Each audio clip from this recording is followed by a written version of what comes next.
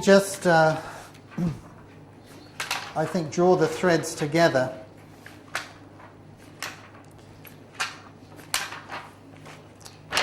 Just with one final little slide, and we can go through this very effectively. What makes successful evangelism? And of course the first thing is that non-Christians must be present, you know. And we kid ourselves about this sometimes, you know, we play games. Having said that, even if one non-Christian is present, it's evangelism. And I think the only evangelistic meeting where I spoke, where every non-Christian in the house was converted that night, was one of those situations where there was only one. And the Lord really rebuked me because I was so angry with the Christian Union that they got so few non-Christians along, and I'd spent all this time preparing, you know.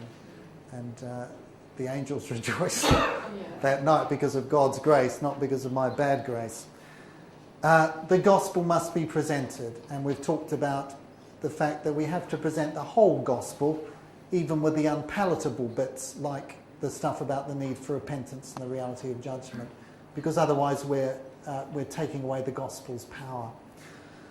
And then finally, the atmosphere must be conducive, and we're talking about the words people understand in an environment they feel comfortable and with the opportunity for discussion.